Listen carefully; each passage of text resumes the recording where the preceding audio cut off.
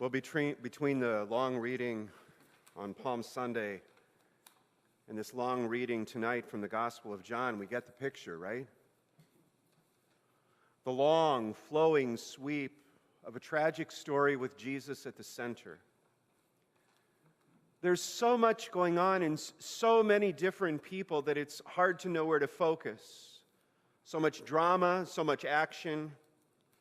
It's almost exhausting to listen to it.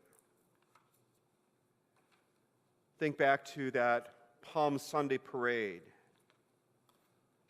the Last Supper in the upper room where Jesus washed the feet of his disciples, Peter's denial of Jesus, the courtyard of the high priest's residence, the praetorium with Pilate, winding through the streets of Jerusalem and finally to Golgotha, the place of the skull.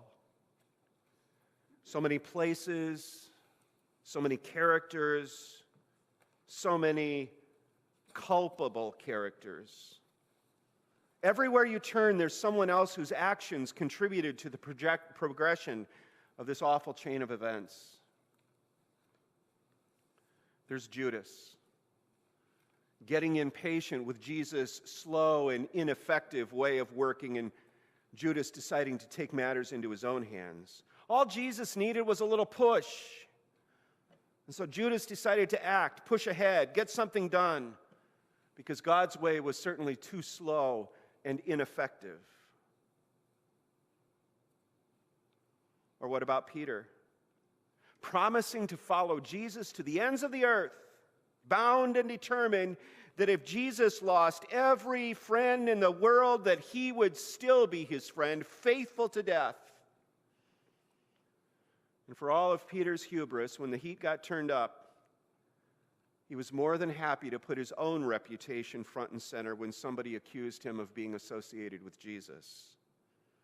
And in the meantime, Jesus was left alone, leaving Jesus in the lurch when things get a little tense. And we have the religious leaders, especially Caiaphas. It's possible, I think, to regard him not so much as the villain that we have come to think of him as. Caiaphas was trying to do the right thing, for heaven's sake. Tradition was important to him and his people. He was trying to preserve God's way when the culture around him was changing as fast as the seashore. He believed he knew what God wanted and what God was doing, and he was bound and determined that it was going to be God's way or no way. And Jesus was in the way. And so Caiaphas had a hard choice and was simply trying to preserve the larger good. I suspect that he felt bad that it ended like this for Jesus, but what are you going to do? It's a fair trade-off when someone gets hurt for the sake of preserving God's will, right? Oh, and Pilate, Pontius Pilate. He went on way, way too long, stuck between a rock and a hard place. Oh, the pressure to do the right thing, especially when it's the hard thing.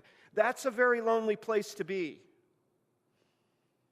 And I can see the wisdom in dragging the proceedings out. Maybe the tide would change and he wouldn't have to decide. Let things go for a while and maybe the whole thing will blow over. Take a survey instead of a stand.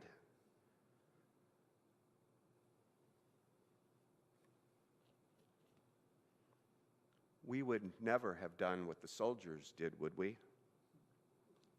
We could never be so gruesome and heartless, stripping the victim of his clothes, torturing him, mocking him, pressing the crown of thorns down into his scalp until the blood flows.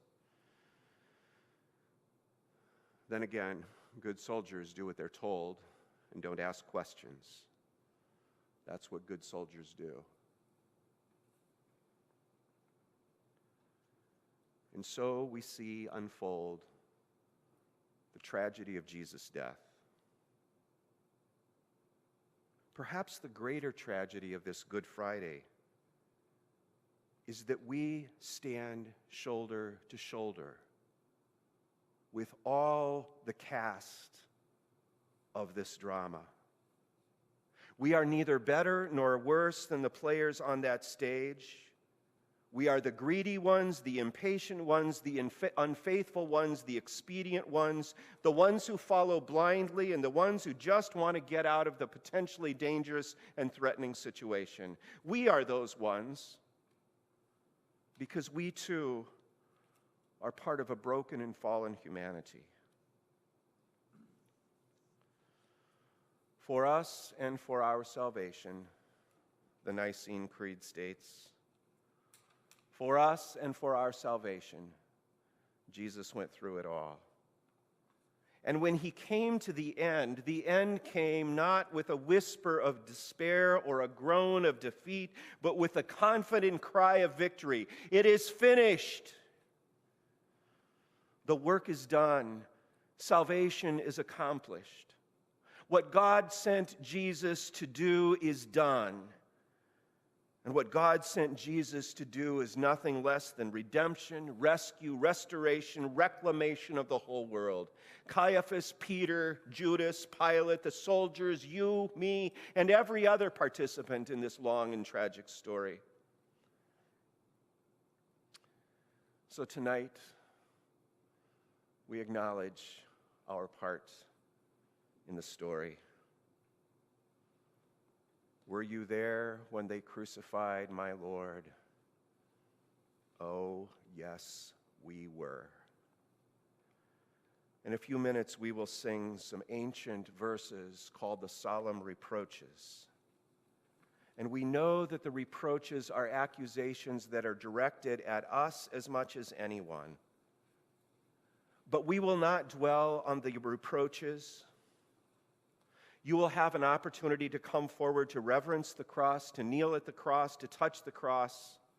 I've even seen people bend over and kiss the cross as a gesture of our never-ending thanks, our devotion to this Jesus who saved us, our profound wonder at love that is so deep and so broad and so high and so eternal that it has reached out to encompass all of us and to bring all of us into the circle of God's eternal love.